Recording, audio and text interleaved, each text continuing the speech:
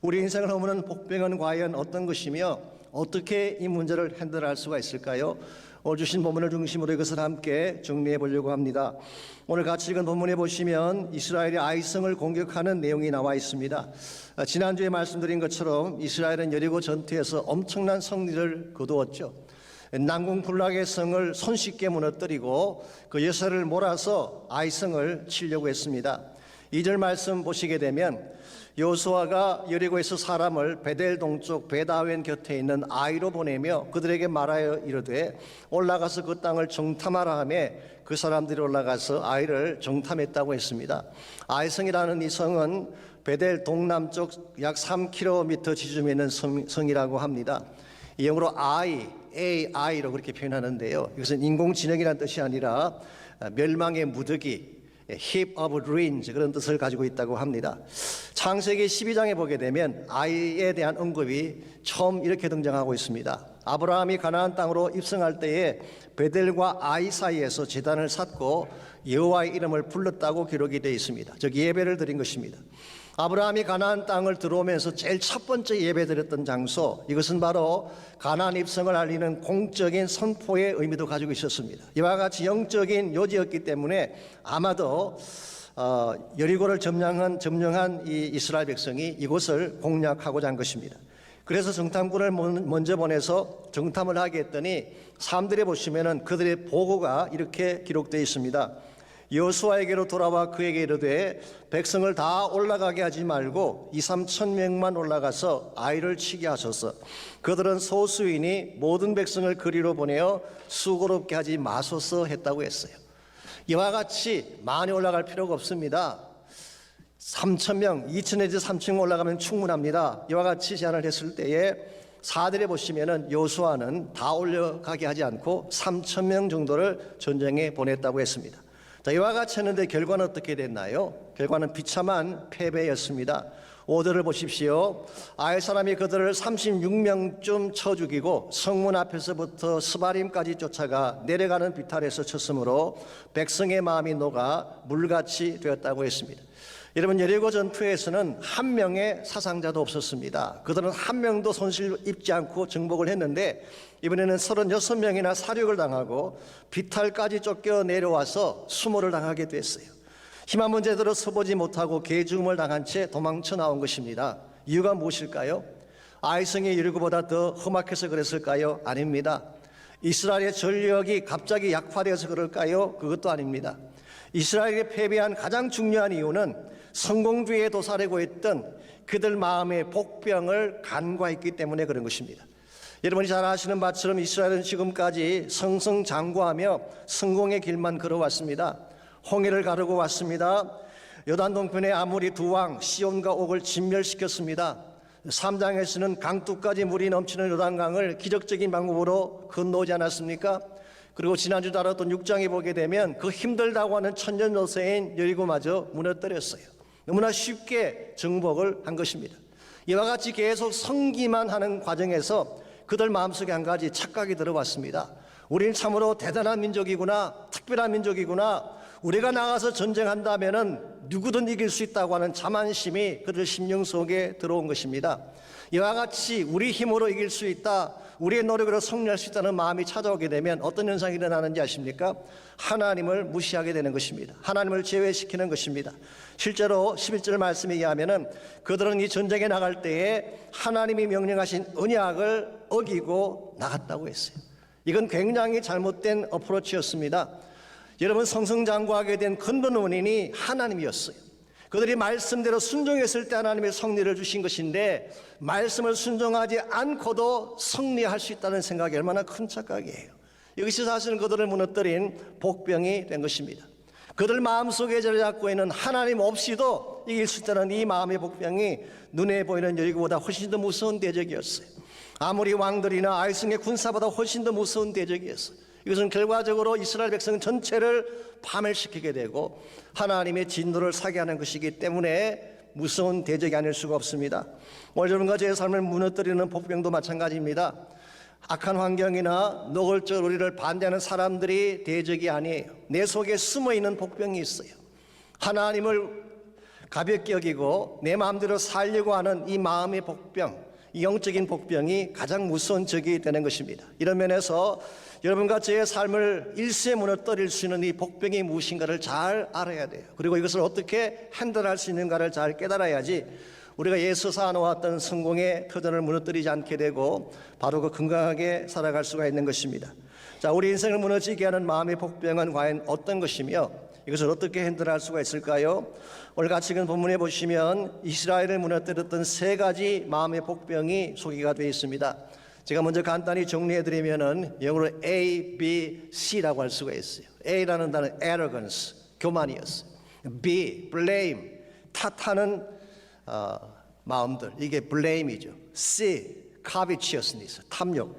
이 세 가지가 사실 이스라엘을 무너뜨린 복병이었습니다. 여러분과 저의 삶에도 이 세 가지 요소가 존재합니다. 이것을 우리가 잘 핸들해야지 우리의 삶이 무너지지 않고 건강하게 살아갈 수가 있는 것입니다. 우리의 삶의 터전을 건강하게 잘 지켜내려면 첫 번째로 우리 마음에 숨겨져 있는 탐심을 비워내야 하는 것입니다. 욕심을 가지는 마음, 더 가지려고 하는 이 탐심의 마음을 비워내지 아니하면 절대로 하나님이 기뻐하시는 건강한 삶을 살 수 없다, 그런 뜻입니다. 오늘 본문을 보시게 되면 사실은 이스라엘 백성이 실패하게 했던 근본 원인이 마음속에 숨겨져 있던 탐심이었어요. 1절 말씀 다시 보겠습니다. 이스라엘 자손들이 온전히 바친 물건으로 말미암아 범죄하였으니 이는 유다 지파 세라의 정손 삽디의 손자 갈미의 아들 아간이, 이 한 사람이 범죄하면 그냥 온 집안 내령이 줄줄이 다 나옵니다. 이 조상들이 다 수치의 이름으로 등장하게 되죠.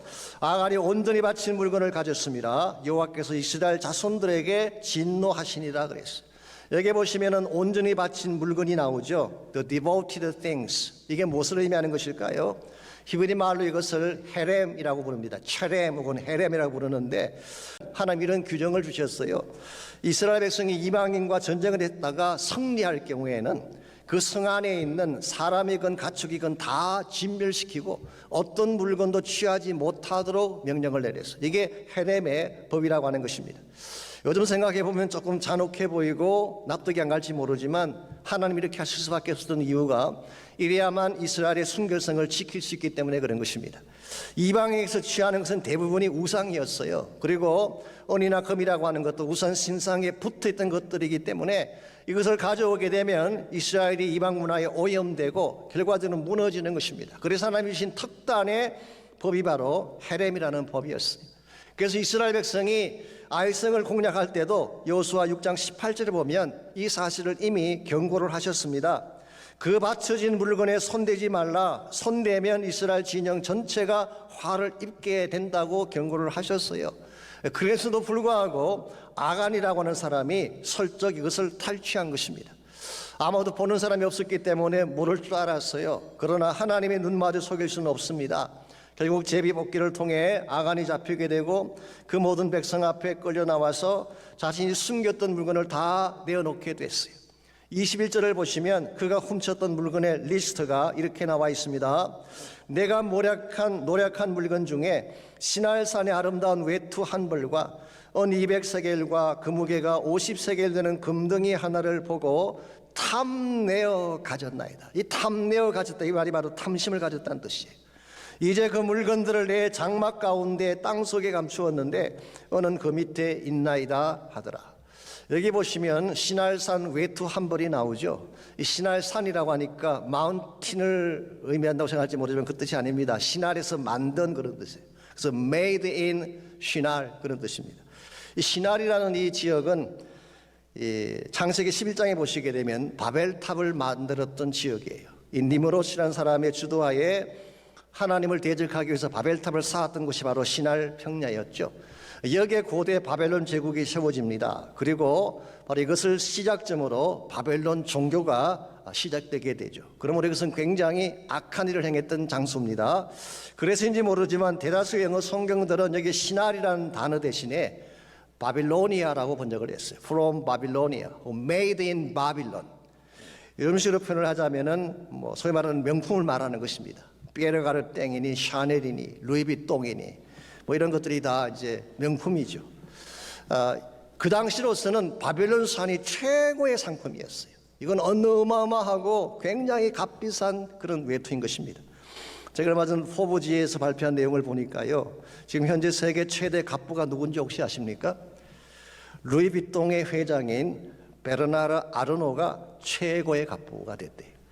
아마존의 베이조스를 누르고 1위에 등극을 했습니다. 아이러니하게도 이 코로나 여파 속에서 갑자기 중국과 한국 등지에서 명품 소비가 늘어나면서 그 주가가 엄청 뛰었대요. 매출이 32%나 늘어났다고 하니까 참 신기한 일이 아닐 수가 없습니다. 이걸 보면 예나 지금이나 명품 좋아하기는 마찬가지라고 할 수가 있어요. 특히 오늘 본문에 나오는 아간의 케이스를 한번 생각해 보십시오. 아간은 지난 40년 동안 광야길에서 누드교만 보았어요. 지금까지 늘 누드교만 바라보던 이 아간이 바벨론산 명품을 보는 순간 눈이 뒤집어진 거예요. 그래서 탐심을 내게 된 것입니다. 이것이 우리를 무너뜨리는 굉장히 심각한 복병입니다. 이 탐심이 들어가면 다른 것이 보이지 않게 돼요. 하나님도 안 보입니다. 사람도 안 보입니다. 탐심이 들어가면 체면도 도리도 안 보이는 것입니다. 그래서 있을 수가 없는 파렴치한 행동을 행하게 되는 것입니다. 언제인가 한국에 오신 목사님 한 분이 이런 말씀하신 걸 들었습니다. 그분 교회에 나오시는 집사님 중에 한국의 공무원을 하시는 분이 계셨는데요, 한 분은 목사님을 식당으로 나오시게 했어요. 나가셨더니 수십만 원이 넘는 식사를 주문하는 것입니다. 그래서 목사님께서 참 감사하면서도 마음이 좀 부담이 돼서 이게 너무 비싼 거 아니냐 그렇게 이야기를 했더니 그분의 답이 이와 같습니다. 사실은 어저께 좀 애매한 돈이 들어왔는데 혼자 먹기가 찜찜해서 목사님 부른 것이라. 이 졸제 목사님이 공금이 된 것입니다. 여러분, 한국의 공무원에게만 이와 같은 탐심이 있는 것일까요? 아닙니다. 우리에게도 다 있어요. 우리 마음속에도 아간이 있는 것입니다. 더 갖고 싶어하고 더 누리고 싶어하고 더 화려하게 살고 싶어하는 아간이 우리에게 있어요. 그러나 여러분, 우리가 하나님 백성답게 살려면 이 아간을 제거해야 돼요. 정말 하나님이 기뻐하시고 세상 사람들이 볼 때도 정말 그들이 고개를 끄덕일 종류의 인생이 되려면 아간을 제거해야 하는 것입니다. 우리 마음속에는 아간을 제거하는 것이 쉬운 일일까요? 생각처럼 쉽지가 않습니다. 왜 그것이 어려우냐고 하면 이건 논리에 대한 문제가 아니에요. 이것은 본성에 대한 문제. It's nothing to do with logic. It's a matter of nature. 우리 본성에 대한 문제. 우리가 논리적으로는 압니다. 저렇게 탐심 가지면 안 되지 알고 있어요. 이론상으로 모르는 사람이 어디 있어요? 저는 악한 일을 하면 안 돼라고 다 알고 있어요. 그런데 탐심을 버리지 못해요. 왜냐하면 그것은 우리의 본성 중에 하나이기 때문에, 다른 말로 말하면 우리의 죄성 중에 하나이기 때문에 쉽게 사라지지 않는다는 거예요. 그러므로 이것은 특별한 방법으로 다루어야 됩니다. 오늘 본문을 보시게 되면 여호수아는 이 아간의 문제를 어떻게 처리했는지 아십니까? 24절에서 26절까지를 보시면 아간과 그의 모든 소유를 골짜기에 묻고 돌무더기를 쌓아버렸다고 했습니다. 그리고 이 돌무더기를 쌓았던 이 장소의 이름이 뭔가요? 아골 골짜기. 이 아골이라고 하는 말은 괴로움이다, 고통이다, suffering 그런 의미를 갖고 있습니다. 이것은 영적으로 우리의 모든 죄와 탐욕을 묻어버리는 고통의 장소를 의미하는 것입니다. 이런 측면에서 저는 이 아골이라는 이 장소가 골고다를 연상시키는 것이 아닌가 생각을 합니다. 우리 마음속에 있는 죄악의 문제를 덮어버릴 수 있는 장소, 나의 모든 탐심을 다 처리해버리고 땅에 묻어버릴 수 있는 유일한 장소가 바로 골고다 언덕 십자가밖에 없다는 거예요. 그래서 사도 바울은 갈라디아서 5장 24절에서 그리스도 예수의 사람들은 육체와 함께 그 정욕과 탐심을 십자가에 못 박았느니라 그렇게 선포했어요. 우리 마음속에 꿈틀거리는 아간을 나의 힘으로 제거할 수가 없습니다.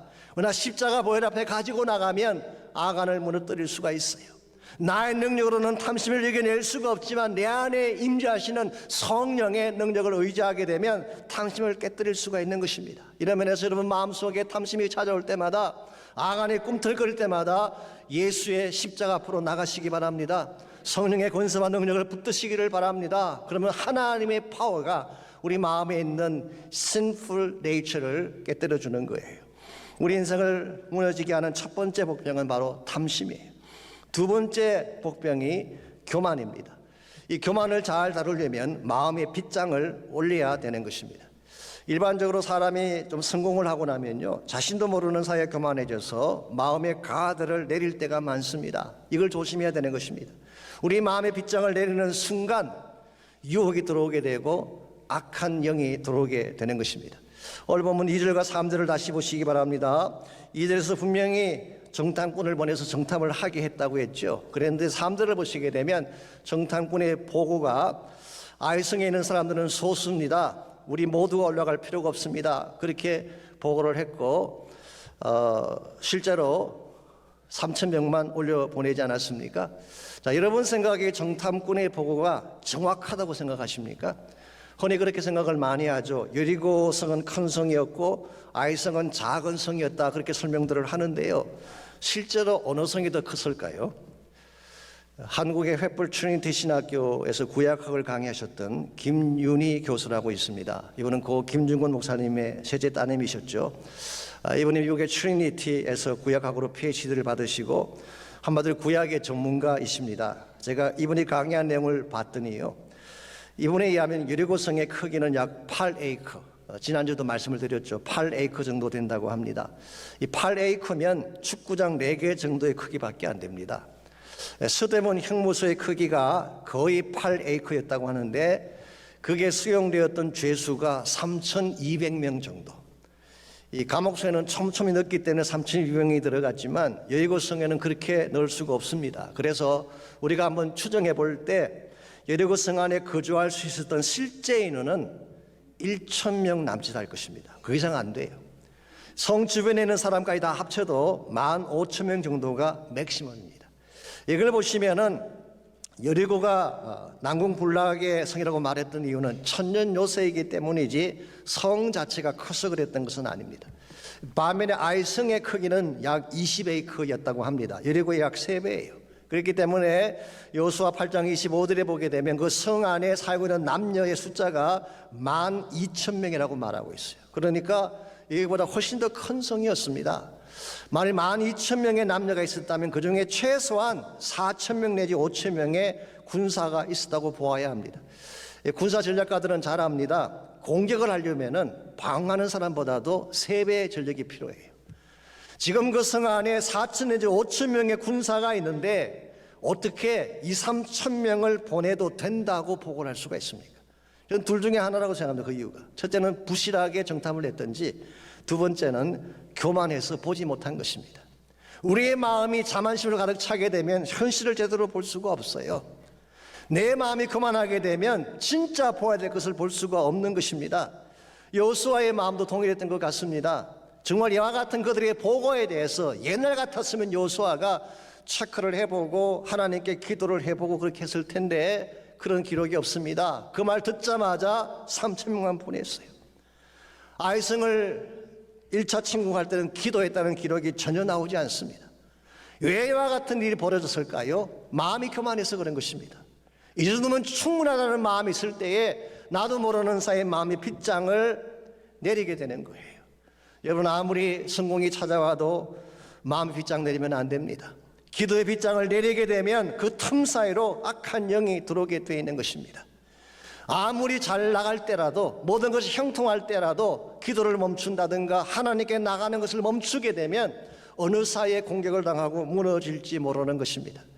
역대하 32장에 보시면요, 히스기야 왕의 실패한 그 기사가 기록이 되어 있습니다. 히스기야는 참 성군이었죠. 유다 왕 중에서도 치적이 많았던 그런 왕이었습니다. 그런데 역대하 32장에 보게 되면 히스기야가 실패를 합니다. 히스기야가 실패한 케이스가 어떤 케이스인지 아십니까? 아스로 왕 사네립이 18만 5천 대군을 끌고 침공해 왔을 때일까요? 아닙니다. 그때는 이사야와 함께 성전으로 들어가서 베옷을 입고 기도했습니다. 그랬더니 하나님이 하루아침에 18만 5천 대군을 다 죽여주셨어요.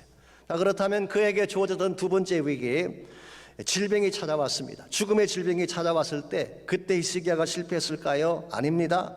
그때도 그는 벽을 향하여 회개하며 기도하며 하나님의 선하심을 간구했더니 하나님의 생명을 15년이나 더 연장시켜 주셨어요. 자, 이와 같이 큰 위기였던 사네립의 공격이나 개인에게 찾아왔던 죽음의 질병을 다 극복하고 그의 삶이 부유하게 되고 편안하게 되었을 때 히스기야가 실패하게 됩니다. 바벨론에서 사자들이 찾아왔어요. 히스기야가 병에서 고침받았다는 것을 듣고 축하하기 위해서 사자들이 찾아왔을 때에 히스기야가 마음의 빗장을 풀고 자기 창고와 무기가 들어있는 모든 소유를 다 보여줍니다. 쉽게 말하면 나 이런 사람이야 과시한 거예요. 실제로 히스기야 성공은 누가 주신 겁니까? 하나님이 주신 거예요. 하나님이 주셔서 승리도 하셨고 하나님께서 살게 하신 것인데 마치 본인이 잘나서기까지 온 줄로 착각하고 자기를 과시하는 순간 그는 넘어졌어요. 이것이 유다 패망의 첫 케이스가 된 것입니다. 우리 여러분과 제 삶에도 동일한 일이 일어날 수가 있습니다. 우리가 잘나서 된 줄 착각하면 절대로 안 됩니다. 어느 순간 넘어질지 몰라요. 그래서 중국의 고사성어 중에 호가 호위라고 하는 그런 사자성어가 있지 않습니까? 여우가 호랑이 윗새를 빌려서 호기를 부린다 그런 뜻이죠. 한 번은 여우가 길을 가다가 호랑이를 만났습니다. 졸지 잡혀 죽게 된 여우가 이렇게 기지를 발휘합니다. 호랑이님 잠깐만, 제가 어떤 자인지 몰라서 지금 잡아주시려고 하는 것 같은데 제가 누군지를 보여주겠습니다. 제가 나타나기만 하면 모든 동물들이 다 도망을 갑니다. 따라와 보십시오. 여우가 앞장을 서고 호랑이가 그 뒤를 따라갔어요. 그랬더니 진짜 동물들이 여우만 보면 혼비백산돼서 도망치는 것입니다. 자, 동물들이 왜 도망갔을까요? 여우 때문이 아닙니다. 여우 뒤에 따라오는 호랑이 때문에 도망간 거예요. 여기에 맞설 들인 여우가 자신도 모르게 우쭐해져서 호랑이 없이 혼자 길을 걸으면 어떻게 될까요? 금방 잡혀 먹게 되는 것입니다. 우리에게도 이와 같은 어리석음을 범할 때가 있습니다. 나에게 주어진 모든 것이 하나님 때문인데 내가 건강하게 된 것, 우리 가정이 잘 살게 된 것, 하나님의 교회가 부흥하게 된 것 다 하나님 때문인데 이 하나님 없이도 성공할 줄 알고 교만해지고 자만해지게 되면 하루아침에 마귀의 밥이 될 수 있다 그런 뜻이에요. 그러므로 사랑하는 성도 여러분, 성공할수록 조심해야 됩니다. 개인이건 교회이건 잘 될 때에 더 겸손해야 돼요. 하나님께 나가서 엎드리고 기도해야 되는 것입니다. 기도의 끈을 놓게 되면 언제 사탄의 공격을 받아서 넘어질지 모르기 때문에 이런 면에서 우리의 삶을 파괴시키는 첫 번째 복병은 탐심이지만 두 번째로 중요한 복병이 교만이에요. arrogance. 내 마음이 높아지는 것입니다. 우리 삶을 무너뜨리는 세 번째 복병이 뭔지 아십니까? 탓하는 습관이에요. blame game. 이것이 우리를 무너뜨리게 하는 세 번째 복병이기 때문에 이 탓하는 습관을 버려야지 우리 인생을 건강하게 만들어갈 수가 있습니다. 오늘 보면 6절과 7절을 보시게 되면요, 여호수아가 이와 같은 상황 앞에서 보였던 반응이 나와 있습니다. 먼저 6절 말씀 제가 봅니다. 여호수아가 옷을 찢고 이스라엘 장로들과 함께 여호와의 궤 앞에서 땅에 엎드려 머리에 티끌을 뒤집어 쓰고 저물도록 있다가 그랬어요. 이것은 잘한 것입니다. 지도자로서 자기 군대가 패배를 했는데 그냥 있을 수가 없죠. 당연히 여호와 앞에 나가서 자복하며 회개를 한 것입니다. 이건 잘한 거예요. 그랬는데 7절을 보시면은 그가 하나님께 이 과정에서 올려드린 기도 내용이 나오는데 여기에 조금 문제가 있는 것 같습니다. 이르되 슬퍼도소이다 주 여호와여, 어찌하여 이 백성을 인도하여 요단을 건너게 하시고 우리를 아모리 사람의 손에 넘겨 멸망시키려 하셨나이까. 여기 주어는 어찌하여 주 여호와여, 여호와께서 우리를 멸망시키려 하셨다고 말하고 있습니다. 이 고백을 통해서 여호수아는 이 실패의 원인을 하나님께 돌리고 있어요. 하나님 탓이라는 것입니다. 하나님 우리를 방치해 두셨기 때문에, 내버려 두셨기 때문에 우리가 패배한 것 아니냐라고 항변하는 장면이에요. 여러분, 아이성의 실패가 하나님 때문이었습니까? 아니잖아요.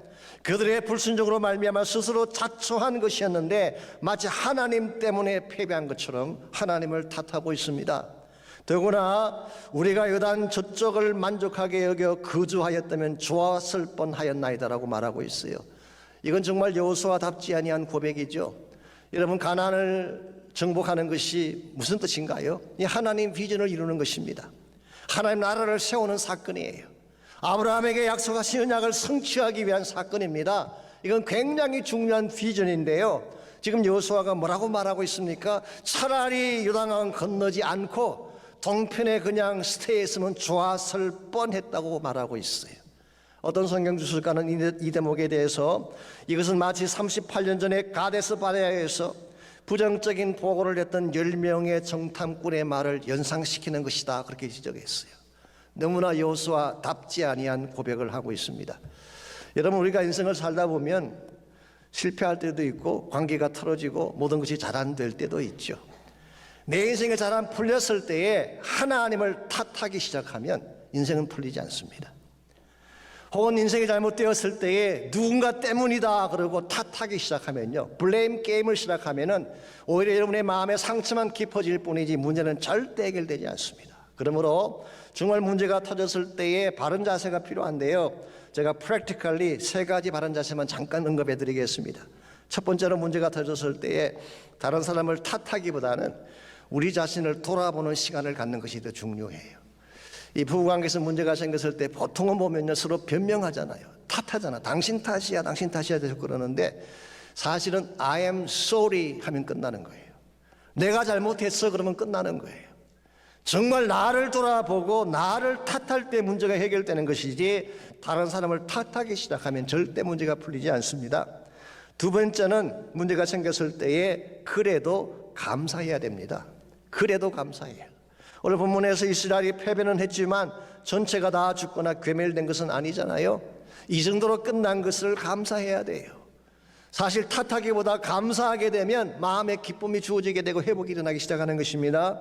세 번째로, 이와 같이 문제가 생겼을 때는 믿음의 시각으로 모든 것을 다시 보는 것입니다. 내가 지금까지 그냥 살아왔는데 이 모든 상황을 믿음의 차원에서 다시 보는 거예요. 다시 보게 되면 그때 하나님의 길이 보이기 시작하고 하나님이 준비해 놓으신 해답도 볼 수가 있게 돼요.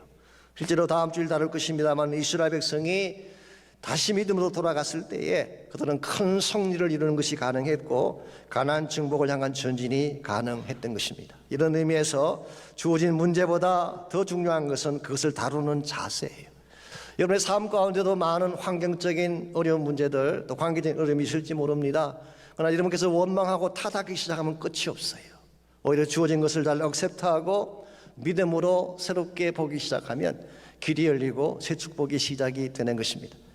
일본의 기업가 중에 마스시타 고노스케라고 하는 사람이 있습니다. 오늘 지금 세상을 떠난 분인데요, 2차 대전 직후에 폐허가 된 일본 땅에 마스시타 전기회사를 세워서 세계적인 회사로 만든 분, 경영의 신이라고 불리는 그런 사람입니다. 오죽했으면 일본 아사히 신문이 일본의 지난 1000년 역사상 가장 위대한 경영인 한 명을 뽑는다면 마스시타를 뽑아야 된다라고 말을 했겠습니까? 그분이 남긴 말 중에 이런 말이 있습니다. 나는 하나님이 주신 3가지 은혜 때문에 크게 성공할 수 있었다. 첫 번째로, 집이 몹시 가난해 어릴 적부터 구두 닦기, 신문팔이 같은 고생을 통해 세상을 살아가는 데 필요한 많은 경험을 쌓을 수 있었다. 두 번째, 태어났을 때부터 몸이 몹시 약해서 운동에 힘썼기 때문에 건강을 유지할 수가 있었다. 셋째로, 나는 초등학교도 못 다녔기 때문에 모든 사람을 나의 스승으로 여기고 누구에게나 물어가며 배우는 일에 게을리 하지 않았다. 참 위대하지 않습니까? 일반 사람 같았으면 가난을 탓하고 건강을 탓하고 학벌을 탓했을 텐데 오히려 그것 덕분에 성공하게 되었다고 밝히고 있습니다. 이것이 사람을 일어서게 만든 거예요. 여러분, 세상 사람들도 이와 같은 자세로 살고 있는데 하물며 하나님 믿는다고 말하는 여러분과 저가 문제만 생기면 누구 탓하고 원망하며 살았어야 되겠습니까? 사실 요즘 젊은 분들 가운데는 흙수저, 금수저 때문에 상처받는 이들이 많잖아요. 근데 저는 상처를 받더라도 너무 심하게 받지 않았으면 좋겠어요. 여러분, 금수저 물고 태어났다고 꼭 잘 산다는 보장 없습니다. 흙수저 물고 태어났다고 꼭 못 살라는 보장도 없어요. 우리 학이 달린 거예요. 내가 하나님 안에서 바른 가치를 발견하고 바른 믿음을 가지고 하나님의 바른 목적 향해 나아가게 되면 하나님이 성공을 주시는 것인데 왜 탓을 하느냐는 것입니다. 나의 출신, 나의 조건 탓한다고 문제가 떠나가지 않아요. 믿을 때 문제가 해결되는 것입니다. 그래서 데이비드 시먼스는 이런 말을 했습니다. Moving beyond blame to believe. 너희들이 blame을 넘어서서 이 탓하는 삶을 넘어서서 believe, 믿음으로 나아가야지 참된 승리를 이룰 수 있다. 그런 말을 했어요. 사랑하는 성도 여러분, 우리 모두에게는 문제가 있습니다. 문제가 없는 사람은 아무도 없어요. 인생 살다 보면은 아이성이나 여리고성 같은 난적을 만날 때가 분명히 있죠. 그때 여러분께서 중요한 것은 바른 믿음을 갖는 거예요. 하나님이 내 삶의 주권자가 되셔서 내 삶을 이끌게 하는 것입니다. 하나님이 나의 삶을 주관해 다스리게 되면, 하나님이 일하기 시작하면 어떠한 성도 무너질 수가 있고 어떠한 난관도 뚫고 지나가서 승리할 수가 있는 것입니다. 여러분과 제가 정말 인생을 반듯하게 살기를 원한다면 내 마음에 주어질 마음의 복병들을 조심해야 돼요. 탐심은 하나님을 향한 우리의 사랑을 빼앗아갑니다. 교만은 기도의 문을 닫게 하고 하늘의 능력을 차단시키는 것입니다. 원망하고 탓하며 사는 마음에는 감사와 은혜의 감격이 사라지는 거예요. 그러므로 아무리 힘들거려올지라도 하나님 바라보고 주를 향해 나가는 여러분 모두가 되시기를 바랍니다. 그때 하나님께서 여러분을 고쳐주시고 다시 일으켜 주셔서 바른 삶을 살도록 도와주시는 것입니다.